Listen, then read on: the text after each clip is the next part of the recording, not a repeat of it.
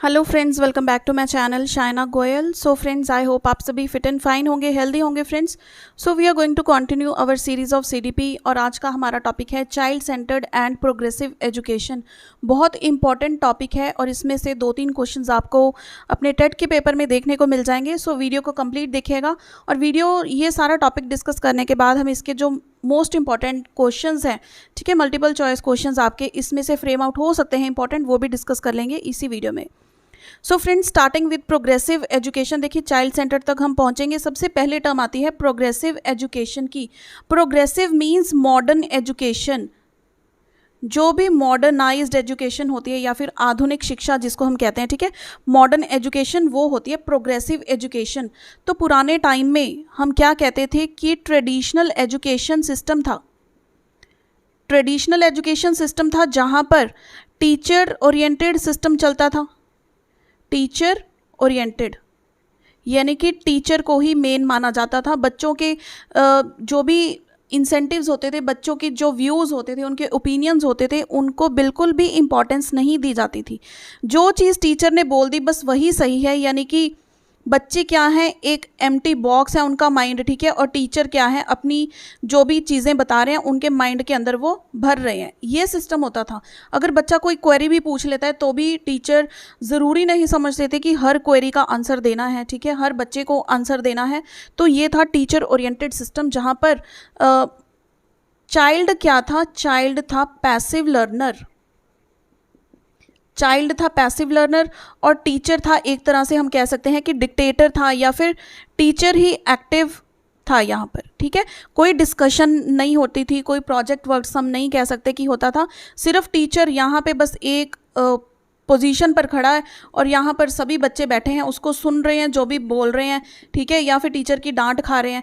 तो ये अपने आप को हेड ऑफ द इंस्टीट्यूशन समझते थे, ठीक है, मतलब वो पुराने टाइम में कि ये मैं तो भाई सुप्रीम कोर्ट का जज हूँ और आप सभी मेरे अंडर हैं, ये चीज़ होती थी। लेकिन आज के टाइम में इस चीज़ को ख़त्म करने की बात की गई है बाय द वेरियस एजुकेशनलिस्ट या फिर वेरियस फिलोसोफर्स, जो कहते हैं कि हमें शिफ्ट होना चाहिए ट्रेडिशनल सिस्टम से मॉडर्न सिस्टम की तरफ, यानी कि प्रोग्रेसिव एजुकेशन की तरफ हमें शिफ्ट होना चाहिए।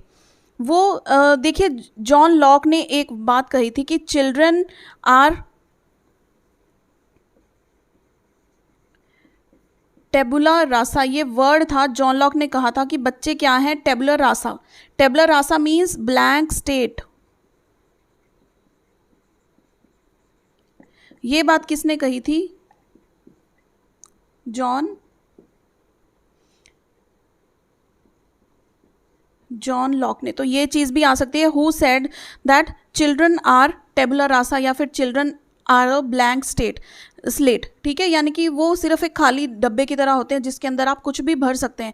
लेकिन इनकी यही बात को काफ़ी सारे फिलोसफर्स ने डिनाई किया कि बच्चे एक ब्लैंक स्लेट नहीं होते हैं, उनके अंदर भी समझ होती है। अगर उनको रियल लाइफ सिचुएशंस फेस करनी दी जाए तो वो भी अपना एक्टिव रोल अदा कर सकते हैं, उनके अपने ओपिनियंस होते हैं, अपनी इंटेलिजेंस होती है बच्चों की भी, ठीक है। तो जॉन लॉक की ये बात को डिनाई किया गया था। सो प्रोग्रेसिव एजुकेशन, इसका मेन एस्पेक्ट क्या है, main aspect of progressive education is child centred education. अगर हम चाहते हैं कि हम प्रोग्रेसिव एजुकेशन को प्रोग्रेसिव करें तो उसमें हमें बच्चों को मेन रखना पड़ेगा।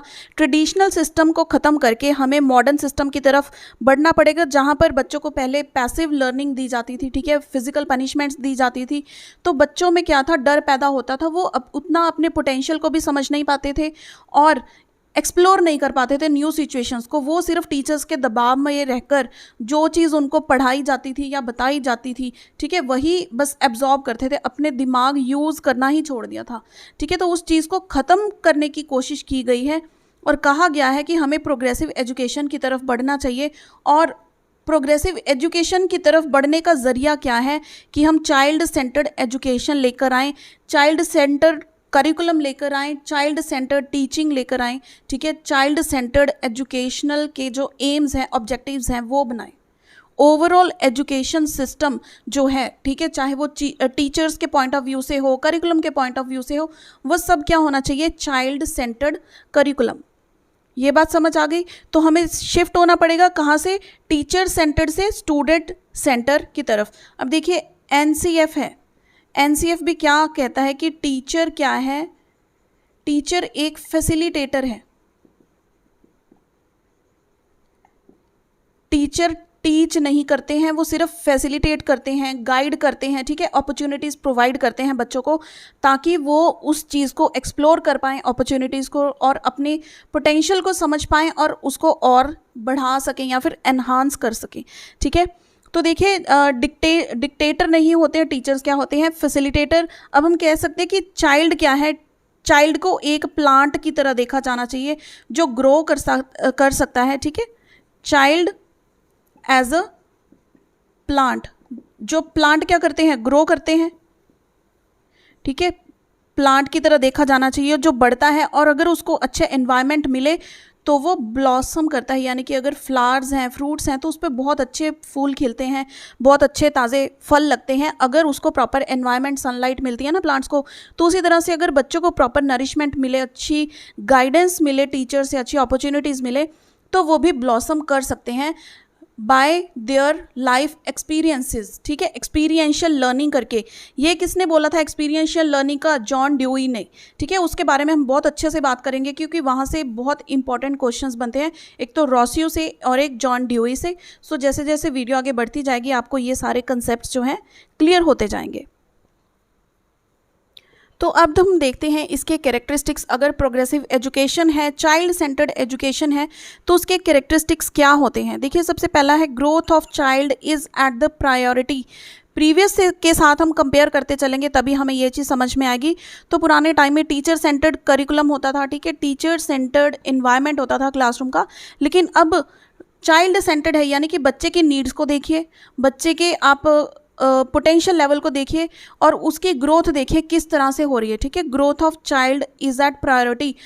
एजुकेशन का मेन एम क्या है कि बच्चा ग्रो करना चाहिए, उसकी ग्रोथ होनी चाहिए, डेवलपमेंट होनी चाहिए इन एवरी आस्पेक्ट, ठीक है, चाहे सोशल है, कॉग्निटिव है, कंप्लीट डेवलपमेंट, ओवरऑल डेवलपमेंट होनी चाहिए बच्चे की, ठीक है।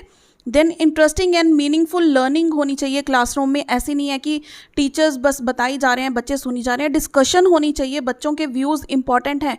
Each and every child has his own opinion.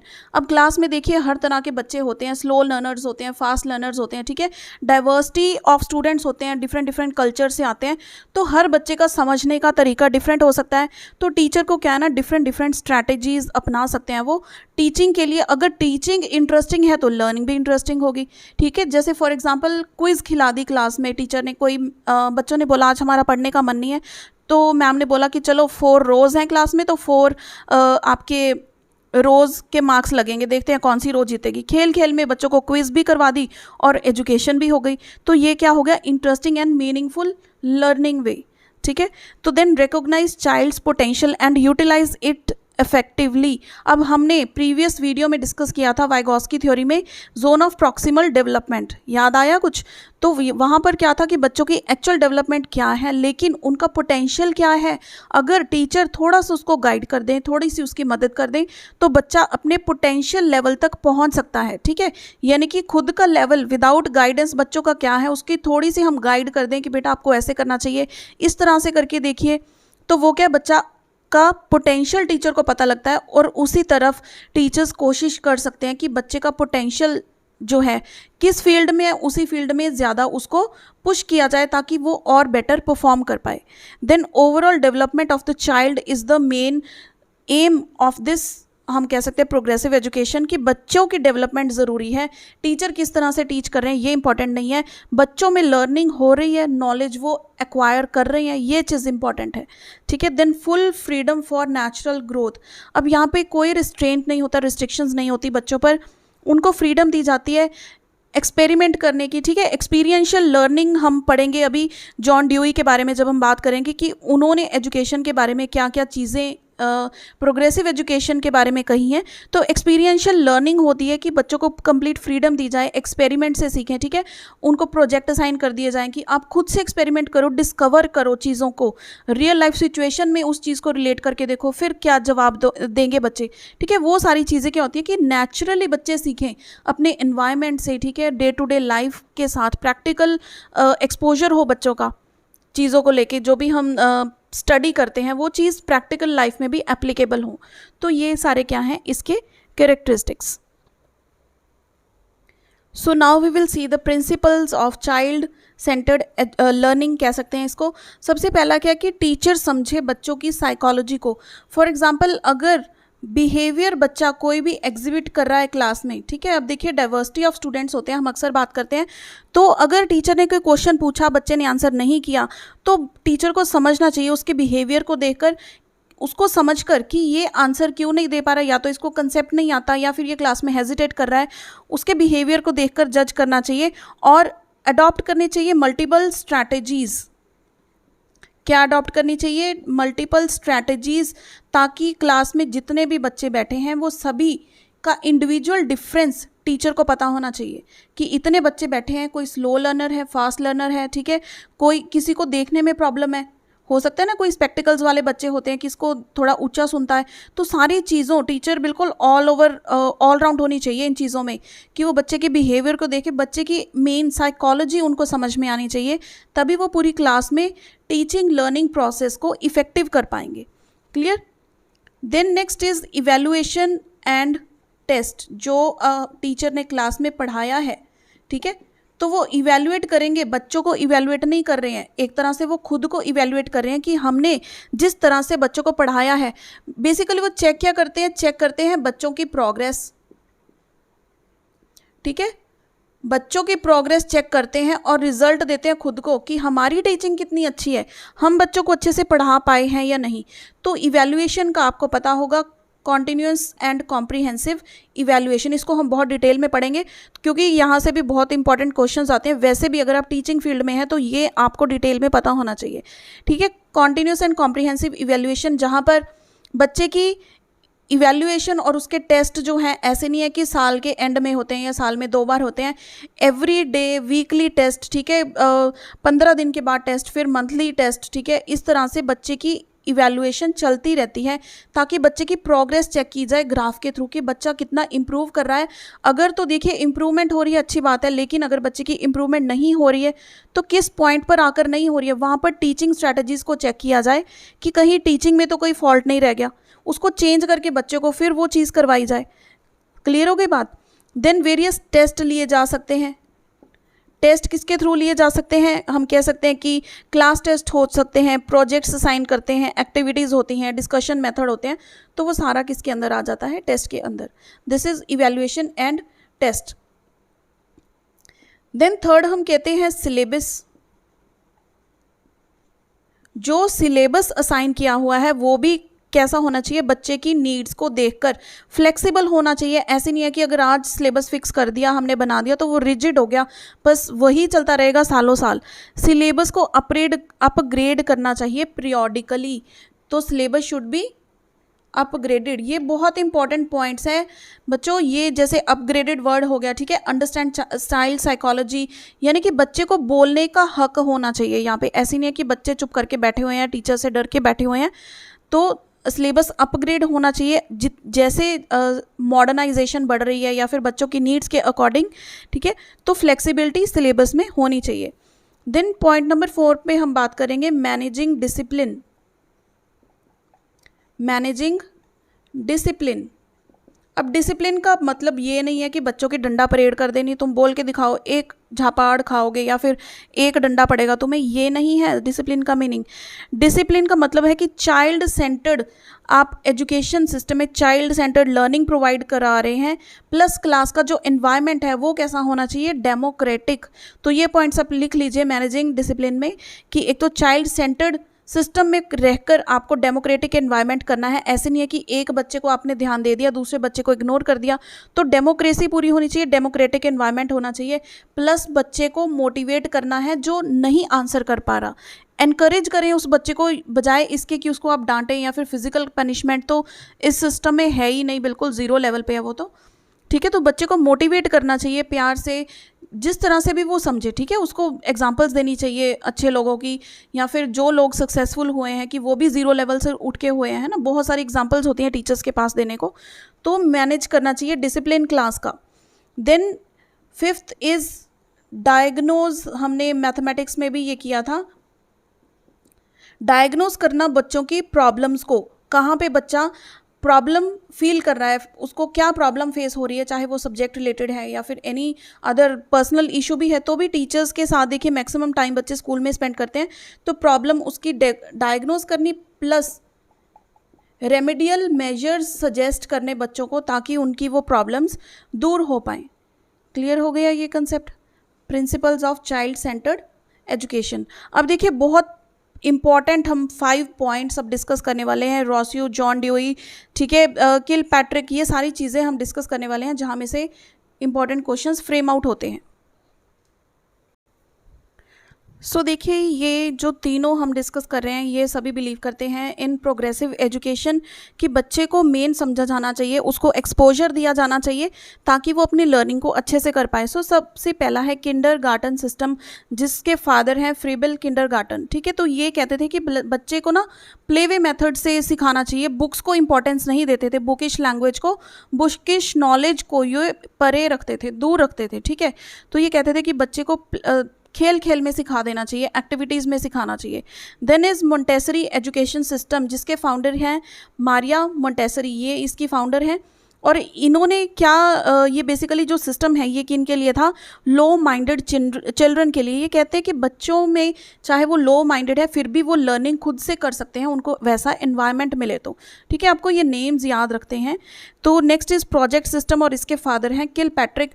तो ये कहते हैं कि बच्चों को प्रोजेक्ट्स असाइन करके काम करवाना चाहिए, तो उसका माइंड क्या है, साइंटिफिक डेवलप होता है, डिस्कवरी मेथड वो कर सकते हैं। ठीक है, प्रोजेक्ट सिस्टम से। तो now we will see Rousseau and John Dewey. So first is Rousseau, ये क्या है, एक नेचुरलिस्ट है। ठीक है, नेचुरलिज्म में बिलीव करते हैं, स्कूल ऑफ फिलोसफी।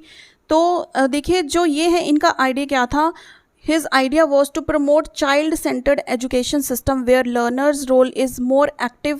बच्चे एक्टिव हैं, पैसिव नहीं है। ठीक है, प्रोमिनेंट एंड कंस्ट्रक्टिव रोल है बच्चों का, ताकि वो माइंड में अपना कंस्ट्रक्टिव नॉलेज बिल्डअप कर सकते हैं। ठीक है, और उनको नेचर से बहुत प्यार था, लाइक सनशाइन, ट्रीज, फॉरेस्ट जो भी हैं, वो कहते हैं बच्चे नरिश होते हैं अगर उनको नेचर में रहकर सिखाया जाए। ये पॉइंट क्लियर हुआ। अब देखिए जॉन ड्यूई क्या है, वो एक प्रैग्मेटिस्ट हैं।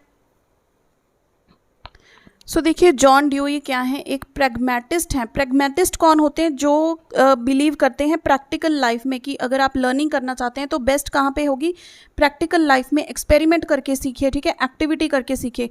तो ये एक्सपीरियंशियलिज्म में बिलीव करते हैं। Experientialism means experiment based, observation based, ठीक है, एक्टिविटी बेस्ड, यानी कि लर्निंग बाय डूइंग। ये दोनों पॉइंट्स क्या है ना, इंटर रिलेटेड हैं। करके सीखें। हमें पता है कि लर्निंग 3 टाइप्स की होती है, auditory, visual and kinaesthetic learning. तो बेसिकली ये क्या है, काइनेस्थेटिक लर्निंग, कि आप करके जितना सीखेंगे ना, देखकर या फिर सुनकर उतना नहीं सीखेंगे। मैथमेटिक्स के सम्स हैं, टीचर आपको बोर्ड पे करवाएंगे, आपको लगेगा कि आ रहा है, लेकिन जब आप खुद से करने लगेंगे तब आपको पता लगेगा एक्चुअली कि वो चीज़ आपको आ रही है या नहीं आ रही है। Clear. Next point is child's mind is not blank slate. अब किसने कहा था, ये जॉन लॉक ने, कि बच्चे का माइंड क्या होता है, टेबुला रासा। लेकिन ये कहते हैं कि बच्चे का माइंड टेबुला रासा नहीं होता, चाइल्ड इज़ एक्टिव। उसको अगर एनवायरनमेंट मिले प्रॉपर तो वो भी क्या कर सकता है, अच्छे से नरिश कर सकता है और लर्निंग भी अच्छे से होगी। तो ये एक्सेप्ट करते हैं इंडिविजुअल डिफरेंस को, कि ज़रूरी नहीं है हर बच्चा सेम स्पीड से लर्न कर ले। स्लो लर्नर्स की स्पीड कम होती है, लेकिन जो क्रिएटिव चिल्ड्रन होते हैं या फिर फास्ट लर्नर्स होते हैं वो चैलेंजिंग टास्क को भी अच्छे से कर देते हैं। तो हर बच्चे के इंडिविजुअल डिफरेंस को देखते हुए टीचर्स को इन्फॉर्मेशन प्रोवाइड करनी चाहिए, फैसिलिटेट करना चाहिए बच्चों को, ठीक है, गाइड करना चाहिए। ये नहीं है कि कंपैरिजन करें कि वो बच्चा अच्छे से कर रहा है, ये अच्छे से नहीं कर रहा। तो इंडिविजुअल डिफरेंसेस होते हैं बच्चों में, तो उसी पे उनकी जो डेवलपमेंट है वो डिपेंड करती है, उनकी लर्निंग की स्पीड है वो डिपेंड करती है। Next, teacher is a facilitator not a dictator. Teacher का काम क्या है? सिर्फ बच्चे को अपॉर्चुनिटीज़ प्रोवाइड करना ताकि बच्चे एक्सप्लोर कर पाएँ, फैसिलिटी प्रोवाइड करना ताकि बच्चे उसमें से अपना जो पढ़ना चाहते हैं, नॉलेज गेन करना चाहते हैं, वो गेन कर पाएँ। ठीक है, पूरा इन्वायरमेंट प्रोवाइड करना बच्चों को, ऐसे नहीं है कि स्पून फीडिंग से सब कुछ सिखाना। नेक्स्ट बात करते हैं ये करिकुलम की। करिकुलम कैसा होना चाहिए? It should be social and real life based. Curriculum इस तरह का होना चाहिए जिसका कोई रियल लाइफ में यूज़ हो, यूटिलिटेरियन या फिर प्रिंसिपल ऑफ यूटिलिटी इसमें लगनी चाहिए, कि ऐसे नहीं है कि पढ़ा और छोड़ दिया, वो चीज़ आपकी रियल लाइफ में भी एप्लीकेबल होनी चाहिए। इस तरह से बच्चों का करिकुलम सेट हो ताकि वो अपनी दिनचर्या में या फिर रियल लाइफ में डे टू डे एक्टिविटीज़ में उस चीज़ को रिलेट करके देख पाएँ, सीख पाएँ practically. Then education is for children and children are not for education. ये बहुत अच्छी लाइन है, तो ये एज इट इज़ आपको आ सकती है अनदर एमसीक्यू कि ये किसने कहा है? Education is for children, children are not for education, तो ये कहा है जॉन ड्यूई ने। ठीक है, कि जो एजुकेशन है बच्चों के लिए, बच्चे नहीं है एजुकेशन के लिए, एजुकेशन बच्चों की डेवलपमेंट के लिए है। क्लियर? तो लर्निंग बाय डूइंग का हम कर ही चुके हैं। सो फ्रेंड्स, यहाँ पर हमारा ये child centred and progressive education का जो टॉपिक है ये भी कंप्लीट होता है। तो मेन इसमें आपको रोस्यू और जॉन ड्यूई के बारे में पता होना चाहिए, और जो हमने 3 इसके प्रीवियस डिस्कस किए हैं वो भी पता होने चाहिए। Basic concept I am sure आपको समझ आ गया होगा। And now we will see the MCQs. So the first MCQ, the idea of learning by doing was given by, किसने दिया था ये आइडिया? जॉन ड्यूई ने। ये हमने अभी किया है बिल्कुल लास्ट में। Now progressive education is focused on, progressive education किस पर फोकस करती है? बच्चों पर, एक्टिव लर्निंग पर। तो पैसिव लर्निंग पर नहीं, एक्टिव लर्निंग पर फोकस करती है प्रोग्रेसिव एजुकेशन।